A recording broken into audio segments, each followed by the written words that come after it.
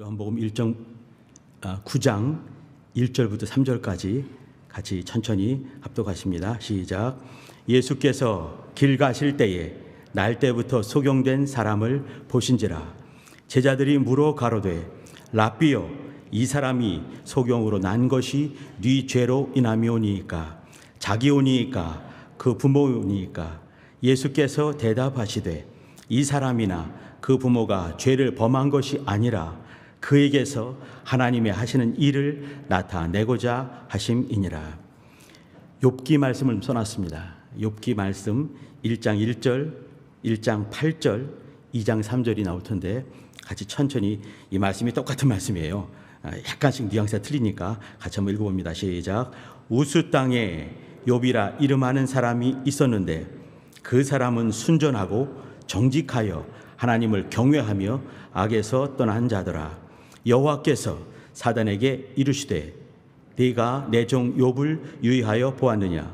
그와 같이 순전하고 정직하여 하나님을 경외하며 악에서 떠난 자가 세상에 없느니라. 여호와께서 사단에게 이르시되 네가 내 종 욥을 유의하여 보았느냐. 그와 같이 순전하고 정직하여 하나님을 경외하며 악에서 떠난 자가 세상에 없느니라. 네가 나를 격동하여 까닭없이 그를 치게 하였어도 그가 오히려 자기의 순전을 굳게 지켰느니라. 아멘. 오늘 같이 나눌 말씀의 제목은 까닭없는 고난, 까닭없는 고난의 신비라는 제목을 가지고 말씀을 나누겠습니다. 욥기를 보고 싶었고요. 우리 성도님들 욥기 많이 보셨지요? 욥기를 이제 성도님들 이제 많이 보셨고 전체 그 얘기를 안다라는 생각을 가지고 같이 말씀 한번 보도록 하겠습니다. 제가 한번 제 자신을 한번 이렇게 생각해 봤습니다. 개혁 이전에 내가 어떤 생활을 했는가, 내 신앙의 모습이 어땠는가 한번 잠깐 생각을 한번 해봤습니다. 제가 이제 일을 하는 곳이 이렇게 책을 만들고 또 연구하고 글을 쓰는 곳이라 그럴 수 있다고 생각도 되지만, 특별히 이렇게 아는 것에 대해서, 나쁘게 말하면 잘난 체 하는 거죠. 잘난 체 하고 아는 거 이렇게 말하는 거, 또 가르치기, 요즘 가르치는 거 좋아하면 꼰대라고 하는데 꼰대 같은 짓을 많이 한 것 같습니다. 이제 이렇게 지적인 부분에, 지식적인 부분에, 아는 것에 대해서 관심이 많았던 것 같습니다. 우리 신앙의, 우리 이제 공동체, 우리 교회의 모습을 좀 보더라도 이렇게 그쪽으로 좀 많이 이렇게 경도되어 있는, 많이 기울어져 있는 것이 아닌가 생각을 한번 해봤습니다. 병의 원인이 무엇이겠는가? 고난의 원인이 어디서부터 시작이 되었는가? 선악과의 비밀이 무엇인가? 네피림이라는 놈이 어떤 놈이었지? 이렇게 귀신 존재가 정체가 무엇인가? 우리가 미혹이 되는 것이 많은데 그것이 어디로부터 말미암았는지, 아무튼 이렇게 제1회, 제2회, 제3회 뭐 이렇게 하면서 이제 이런 것에 관심이 많았고 전부 다인 줄 알았고, 이것을 모르면은 이렇게 신앙이 좀 이렇게 다 채워지지 않은, 아직 뭔가를 못 채운 그런 분으로 여길 때가 많이 있었습니다. 저는 이제 이거에 대해서, 아는 것에 대해서 굉장한 이렇게 자부심 있었던 것이지요. 그러면서 어떤 부분을 안다고 생각했지만, 그러나 정말 중요한 부분을 놓치지 않았겠는가? 병과 어떤 고난, 고통에 대한 원인에 대해서 그것이 무엇이지 관심이 많았습니다. 죄 때문이냐? 과거에 내가 어떤 부분, 놓친 부분, 실수한 부분, 그것이 있지 않았겠는가? 성경에 나와 있지만 원수가 그렇게 하였구나. 여기 이제 우리가 욥기에서 본 것처럼 사단이 그렇게 하였구나. 혹은 일상의, 세상의 어떤 자연 법칙 속에서 병이 발생한 것이 아니겠느냐. 노화되면서 또 이제 뭐 어떤 것 때문에, 자연 법칙 때문에 생긴 것이 아니겠는가. 여러 의대에 이렇게 층계를 놓고 이렇게 고민을 많이 했습니다. 근데 그 중에서 빠진 부분이 있다는 것이죠. 어떤 부분 내가 안다고 말을 했지만 그 안다는 부분이 요즘에 우리가 많이 고민하는 그 부분입니다. 안다고 했는데 그 안다라는 것이 이렇게 삶까지 깊이 들어가지 못한 부분, 신앙으로까지 승화되지 못한 부분, 그것이 있지 않겠는가 생각을 한번 해봅니다. 우리가 오늘 욥기를 같이 봤습니다. 저는 오늘 이제 그 욥기 얘기 나누자 하고 저번 주에도 잠깐 말씀을 드렸었는데, 제가 요한복음 9장 1, 2, 3절을 가져온 이유는 요한복음 1, 2, 3절이 욥기 1장부터 42장까지 있습니다. 그 전부 다를 이렇게 아우르는 것이 요한복음 9장 1, 2, 3절이라고 저는 생각을 합니다. 그래서 이제 욥기를 다 본다는 마음을 가지고 요한복음 9장 1, 2, 3절을 같이 이제 읽었습니다. 욥기에 보게 되면 1장, 2장 서론적으로 이제 나오게 되면서 중요한 얘기가 이렇게 흘러가지요. 사단이 등장하기도 하고, 욥이 있는가 하면 하나님이 계시고 또 이제 그 사단이 같이 있습니다. 그 유명한 그 하나님 계시고 또 마귀도 있고 같이 있는 것 아니겠습니까? 그리고 이제 3장부터 쭉 이어지는 것이 31장까지가 세 명의 친구들이 와가지고 한마디씩 하지요. 근데 세 명이 와서 한마디씩 하는 것들이 그냥 있는 것이 아닙니다. 욥기 당시에 이스라엘의 어떤 만연해 있는 사상들, 생각들, 윤리들, 또 신학이 거기 나와 있는 것입니다. 내가 지금 와보니까 재산 다 날라갔고 10남매 다 죽었고 온몸이 악창이 나서 안 아픈 곳이 없게 보기에 처참한 지경이 돼 있는데, 네가 지금 현상을 봐라. 안타까운 모습 아니겠니? 왜 그랬겠느냐? 죄가 있는 것이 아니냐, 그 말을 하는 것이죠. 이 속에는 인과응보 사상이 있는 것입니다. 죄가 있기 때문에 내가 지금 현상적으로 나타나는 것이 그 모습이 아니겠느냐. 재물 다 날아가고 10남매 다 죽고 순간에 말이죠. 그리고 온몸에 악창이 나고 아내까지도 욕하는 그런 지경이 돼버리고 말하는데, 세상에 완전히 하나가 돼버린 거죠. 하나, 그 사람밖에 없는 거예요. 아무도 돌아보지 않는, 왜 그랬겠는가? 죄 때문이 아니겠느냐라고 세 명이 긴 시간 동안 이렇게 몇 번 걸쳐서 얘기를 하고 있는 겁니다. 시대의 정신을 말하고 있는 거예요. 시대의 사상, 시대의 윤리를 말하고 있는 것이죠. 신학을 말하고 있는 것입니다. 이어서 32장부터 37장 보시게 되면 좀 젊은 사람이 있죠. 엘리후라는 사람이 등장해서 또 다른 얘기를 하고 있습니다. 그 다른 얘기는 앞에 것이 학적인 신학이라 한다면 그 엘리후라는 사람은 신앙을 말하죠. 당신이 그렇게 아픈 것을 통해서 하나님께 기도하게 만들고 다시 한번 신앙을 돌아보게 하는 것이 아니냐, 그 말을 하는 것이죠. 그리고 이어지는 말이 그 유명한 38장부터 38, 39, 40, 41장까지 하나님이 등장하셔서 말씀을 하십니다. 아주 빠른 소리로 말씀을 하시죠. 첫 번째 들어가는 말이 바로 이겁니다. 내가, 하나님이시죠. 내가 세상에 기초를 둘 때에 너는 어디 있었느냐, 그렇게 말씀하시죠. 이게 굉장히 중요한 대목입니다. 이어서 계속해서 100여 가지 넘는 모든 얘기를 다 말씀하시죠. 타조가 어떻게 알라는지 아느냐, 독수리가 어떻게 그 자기 둥지를 트는지 아느냐, 물이 어떻게 오는지 아느냐, 비가 어떻게 내리고 바람이 어떻게 불고 눈이 어떻게 내리고, 까마귀가 오락가락할 때 그 새끼들이 어떻게 먹고 사는지 아느냐, 악어가 얼마나 힘이 센지 쭉 말씀을 하시죠. 첫 번째 얘기가 뭐냐면 세상에 기초를 둘 때 너는 어디 있었느냐. 그게 뭐겠습니까? 세상의 기초를 누가 뒀다는 얘기인가요? 내가 했다고 말씀하시는 거예요. 하나님, 내가 했다. 너 그때 뭐 했니? 그때 어떤 일이 있었니? 뭐 깨닫는 거 있으면 나한테 말을 한번 해봐라, 말하는 것이죠. 타조를 만드신 분 누구십니까? 바람을 불게 하신 분 누구십니까? 눈 내리게 하신 분 누구십니까? 악어 만드시고 하마 만드시고 모든 걸 감당케 하신 분이 누구십니까? 하늘의 별을 척척척 다신 분이 누구십니까? 하나님이라는 거예요. 그때 전 그런 생각을 한번 해봤어요. 하나님께서 그때 천국에 대한 이야기, 신령한 영적인 이야기를 쫙 펼쳤다면 얼마나 기가 막혔을까. 근데 하나님 그거 안 하셨습니다. 그저 욥이 알만한 것을 물어보셨어요. 근데 욥이 알만한 것을 하더라도 욥이 대답한 것이 있었나요? 욥이 그렇게 말했습니다. 하나님, 제가 무지한 말로 하나님의 이치를 내가 가려버렸습니다. 그러면서 회개하는 것이죠. 아, 제가 모르는군요. 땅에 기초를 놓을 때 너 못했느냐 물으셨는데, 모든 것을 시작하신 분이 하나님이십니다. 그 속에 뭐가 있겠습니까? 욥도 껴있는 거예요. 욥, 지금 정말 많은 고난과 고통과 어려움에 있는 욥, 너도 내 거다 라고 하시는 말씀이 그 속에 숨어 있는 것입니다. 세상의 기초를 만드신 그 하나님께서 욥도 지으신 분 아니겠습니까?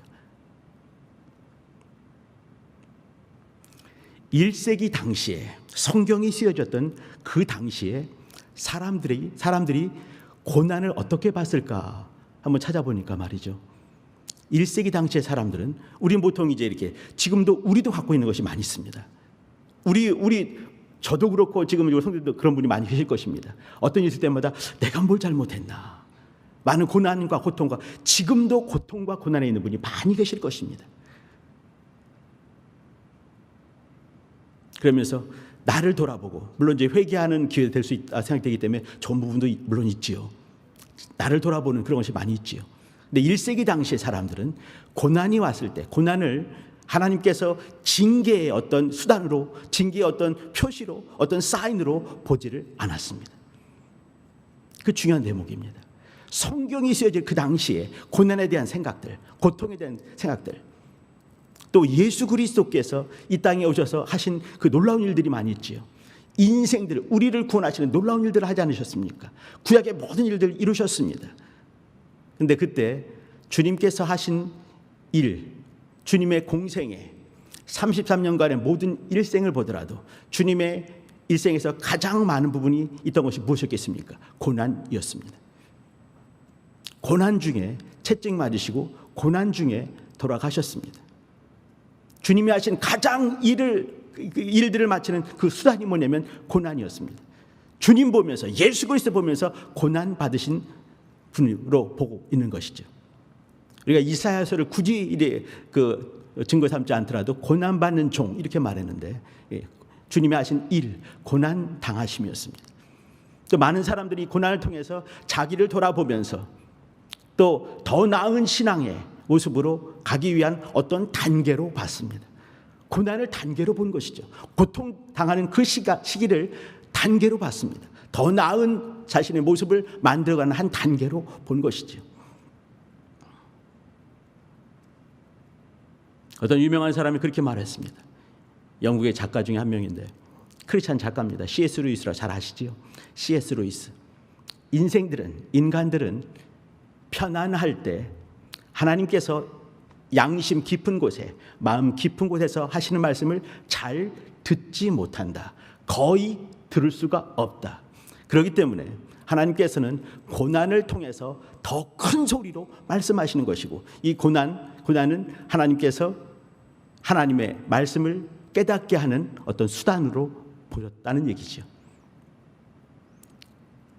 우리가 같이 오늘 요한복음도 같이 보고 있지만,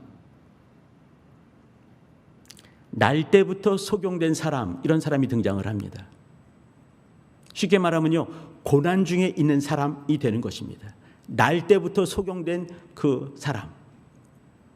이 사람에 대해서 사람들은, 제자들이죠, 한마디로 하죠. 랍비요, 이 사람이 지금 속용된 것이 자신의 죄입니까? 부모의 죄입니까? 굉장히 영적인 것 같습니다. 어떤 현상을 보게 되면서 죄를 보게 되고, 그것이 이 사람 겁니까? 그 조상들의 겁니까?까지 들어가는 것이에요. 영적인 것 같지만 이거는 그 사람들의 생각이 아니라, 사실은 그 사람들의 생각이죠. 그 사람들의 어떤 이제 그 간절히 고민했던 생각이 아니란 얘기입니다. 이 얘기는 무슨 말이냐면, 그 당시에 만연했던 도덕이고 또 사상이고 생각이고 신학이었습니다.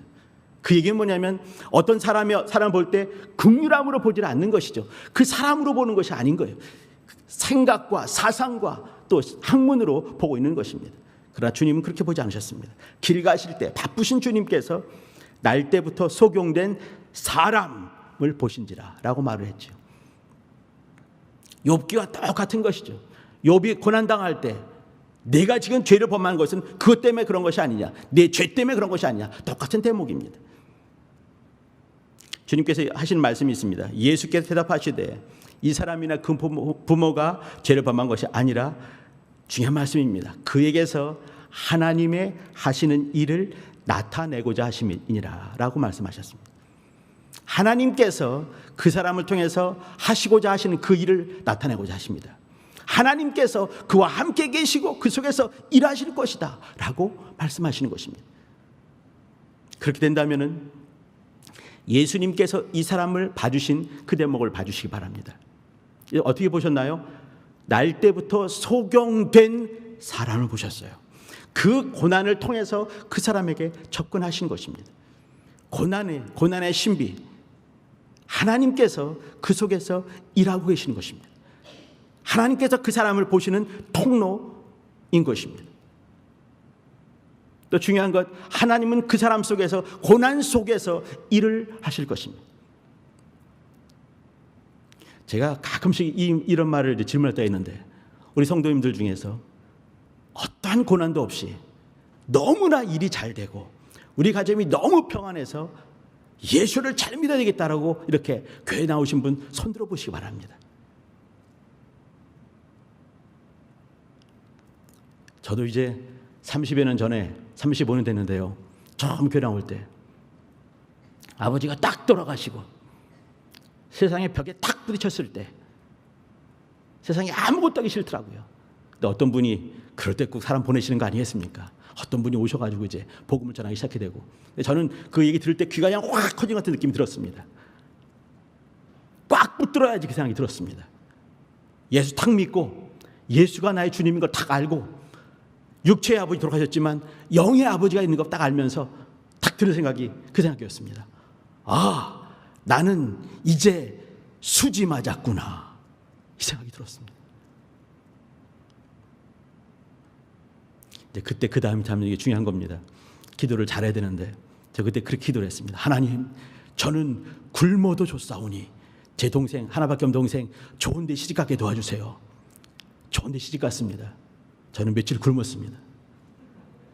그렇게 기도할 필요가 없는 거죠, 그죠? 근데 저는 어떤 생각이 있었냐면, 난 굶더라도 하나님의 아버지이기 때문에, 예수님이 내 주가 되시기 때문에, 성령님이 내가 왕이 되기 때문에, 난 수지 맞은 자이기 때문에 이 땅에서 어떤 고난과 어떤 고통이 있더라도 괜찮다, 그 생각이 있었습니다. 네, 그런 것 같습니다. 자, 여기서 같이 나누고 싶은 얘기, 고난의 신비입니다. 이 고난은 뭐냐면 까닭 없는 고난입니다. 욥기의 시작 아까 1장 1절 읽었지만, 저같이 순전하고 악에서 떠난 자가 없다, 하나님을 경외한 자가 없다라고 시작을 했어요. 그게 뭐냐면 그가 어떤 고난 받을 만한 빌미를 제공한 적이 없다, 이 말을 하는 것이죠. 이 까닭 없는 고난이었습니다. 근데 까닭 없는 고난을 통해서 38장부터 하나님이 등장하시고, 내가 땅에 기초를 놓을 동안에 너 뭐 했니? 라고 등장하시면서, 임재하시면서 하나님의 살아계시는 보여주시면서 하나님이 그와 함께 있는 것을 보여주신 것입니다. 고난의 신비가 거기 있습니다. 우리는 고난 통해서 이렇게 고난의 까닭이 무엇이냐, 고난의 원인이 무엇이냐 아는 것, 고난에 대해서 까닭을 아는 것에 침잠하고 깊이 들어가기 소망하는데 거기서 그칠 때가 많이 있습니다. 아는 것은 아는 것에 그치고 마는 것입니다. 뇌세포 죽을 때, 뇌세포 썩어질 때 썩어지고 마는 것이에요. 남아있는 것이 무엇입니까? 주님과 함께하는 그것이 남아있는 것입니다. 하나님이 나와 함께하는가, 내 속에 임재하시는가, 내 속에서 일하시는가, 이걸 통해서 나를 보시는가가 중요한 것입니다.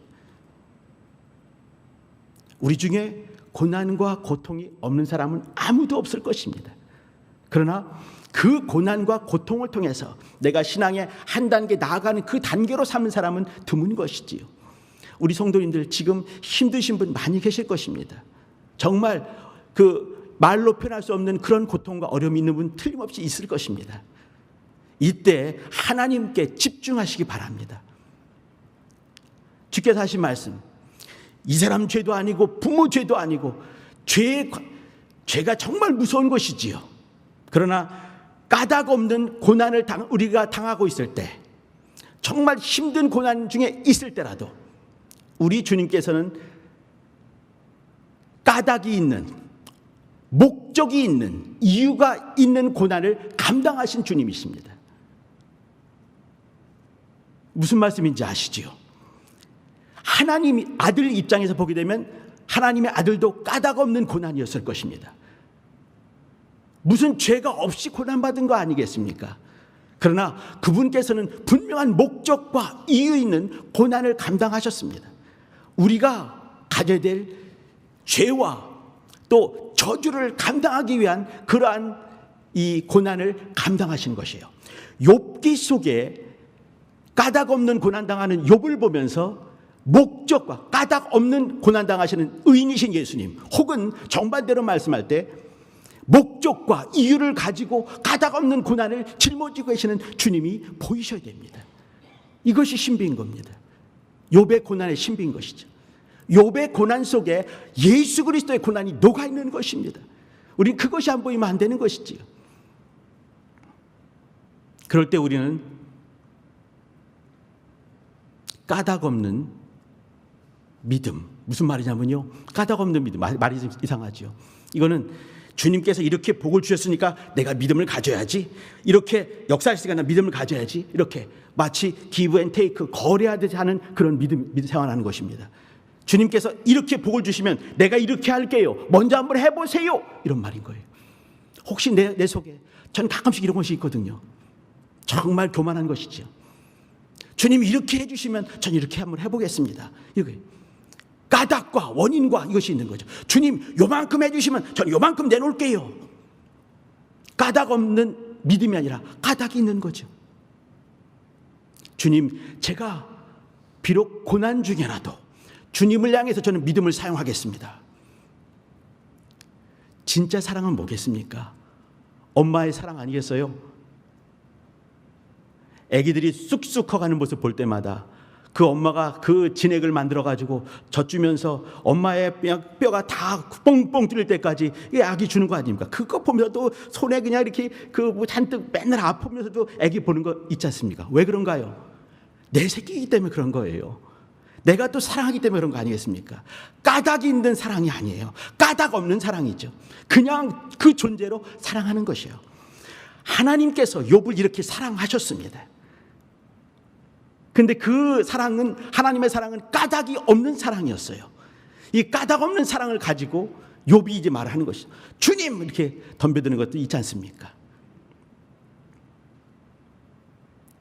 하나님의 사랑을 향해서 까닭 없는 믿음을 사용하시는 우리 성도님 되어주실 부탁드립니다. 하나님께서 까닭 없는 사랑을 우리에게 무한정 베풀어 주셨어요. 우리가 연약할 때, 우리가 죄인 되었을 때, 우리가 원수 되었을 때 하나님께서 아들을 보내시면서 우리에게 까닭 없는 사랑을 우리에게 베풀어 주셨습니다. 이것을 무한정 받는 것이 믿음이지요. 그러면 이와 같이 까닭 없는 믿음을 사용하고 까닭 없는 사랑을 할 수 있는 것이 우리의 사랑이, 우리의 믿음이 되어야 되는 거 아니겠습니까? 한국에 욥이란 사람이 있습니다. 목사님이신데요, 2009년도에 소천하셨습니다. CCC 대학생 선교회 김준곤 목사님이란 분이십니다. 이북 분이세요. 어릴 때 자손들이 많았었는데 김준곤 목사님이 많은 게 아니라 형제분이 많았던 거예요. 형님들 위에 3명이 차례대로 죽고 어머니가 돌아가신 것을 봤습니다. 한 명만 돌아가셔도 이 충격 아니겠습니까? 어머니 돌아가시고 형님들이 차례대로 죽는 걸 봤어요. 6.25 때 됐습니다. 아버지가 총살당했습니다. 가족들이 또 이렇게, 김준건 목사님의 가족이 또 총살당했어요. 어릴 때 또 얘기 중에 하나가, 동생이 정말 착한 사람이었는데 애들 불놀이 하지 않습니까? 봄 되면 그 불놀이 하다가 불이 잘못 나가지고 불에 타 죽는 걸 봤어요. 동생이 타 죽는 걸 보는 거죠. 또 얼마 있다가 그 집 근처에 벌목장이 있었는데 그 동생이, 이 김준건 목사님 동생이 벌목장에 놀다가 그 나무가 굴러 내려오기 위해서 큰 나무 굴러오면서 거기에 치여서 죽는 것을 그걸 봤습니다. 얼마나 큰 충격이겠습니까? 동생이 한 명 있었는데, 동생이 참 착한 동생이 또 한 명 있었어요. 근데 이 사람이 이제 이렇게 그 교감 선생님을 하는데 조그만 애기 10살부터 16살까지 딸만 4명 내비두고 젊은 나이에 간암으로 죽었습니다. 좀 있다가 또 그 재수라고 하죠. 동생의 와이프가 죽게 되고요. 남은 동생 한 명은 시한부 인생 살다가 또 죽었습니다. 자기가 낳은 딸이 있어요. 29 먹었습니다. 믿음 정말 이뻐요. 조그만 애기들이 있는데 암 걸려가지고 167일 동안 하루도 빼지 않고 매일 똑같은 아픔을 가지고 있다가 죽는 걸 봤습니다. 그 이후에 그가 한 얘기를 한번 제가 한번 읽어드릴게요.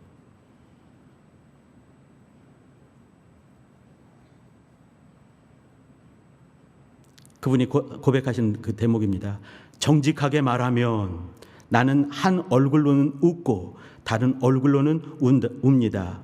내 영은 주님을 찬양하고 감사하며 깊은 곳에서 샘물같이 환희가 솟지만 다른 마음의 하늘에서는 끊임없이 비가 내립니다. 옆을 보면 정신 착란증이 걸릴 것 같고 위를 보면 현기증이 나고 내 안을 들여다보면 죄와 추한 것들이 있고 과거는 회한과 슬픔뿐이고 미래는 안개처럼 불확실하고 불안합니다. 그 다음이 중요합니다. 그래서 나는 주님만 바라봐야 합니다. 한 발짝 한 호흡 주님을 사랑하며 주님을 호흡하며 삽니다.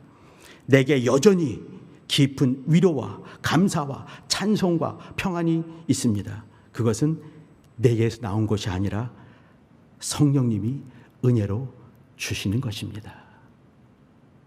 우리 성도님 무슨 말씀인지 아시죠?